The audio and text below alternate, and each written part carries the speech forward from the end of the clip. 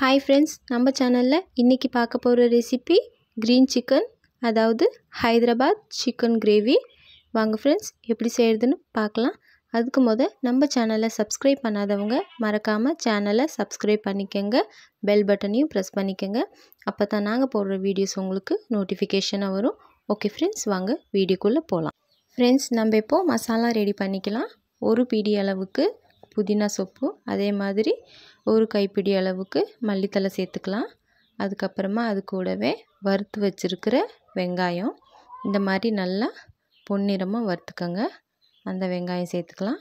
அதுக்கப்புறமா அது கூடவே கொஞ்சமாக சோம்பு ஒரு டேபிள் ஸ்பூன் அளவுக்கு சேர்த்துக்கோங்க.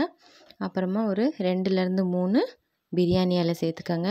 அது கூடவே 2 கிராம்பு, அப்புறமா லவங்கப்பட்டை ஒரு 1/2 இன்ச் அளவுக்கு லவங்கப்பட்டை சேர்த்துக்கலாம்.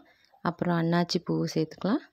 அப்புறம் உங்கள் காரத்துக்கு ஏற்ற மாதிரி பச்சை மிளகா சேர்த்து கொஞ்சமாக தண்ணி ஊற்றி நல்லா ஃபைனாக அரைச்சி எடுத்துக்கோங்க. ஃப்ரெண்ட்ஸ், நான் இன்றைக்கி 1.5 kg அளவுக்கு சிக்கன் கறி எடுத்திருக்கேன். ஸோ நம்ம இப்போ அதில் மஞ்சள் தூள் ஆட் பண்ணிக்கலாம். அதுக்கப்புறமா ஒரு 2 டேபிள் ஸ்பூன் அளவுக்கு இஞ்சி பூண்டு பேஸ்ட்டு சேர்த்துக்கலாம்.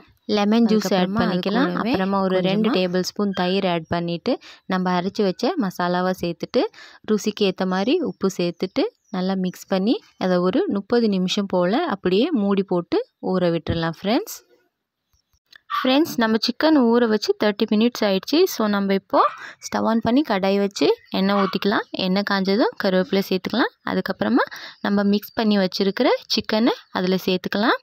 சேர்த்துட்டு நல்லா கலந்து விட்டுடலாம். ஃப்ரெண்ட்ஸ், வேறு ஒன்றும் சேர்க்க வேண்டாம். நம்ம சேர்த்துருக்கிற ஐட்டமே போதுமானது. ஸோ நம்ம அதை நல்லா மிக்ஸ் பண்ணிவிட்டு மூடி போட்டு வேக வச்சு எடுத்துக்கலாம். ஃப்ரெண்ட்ஸ், இப்போ பார்த்தீங்கன்னா சிக்கன் நல்லா கொதி வந்துருச்சு. ஸோ பாதி அளவுக்கு வெந்துருச்சு. ஸோ நம்ம இப்போ இந்த ஸ்டேஜில் தேங்காய் பால் சேர்த்துக்கலாம். தேங்காய் பால் சேர்க்கறதுக்கு விருப்பம் இல்லாதவங்க முந்திரி பருப்பு கூட அரைச்சி பேஸ்ட் பண்ணி சேர்த்துக்கலாம்.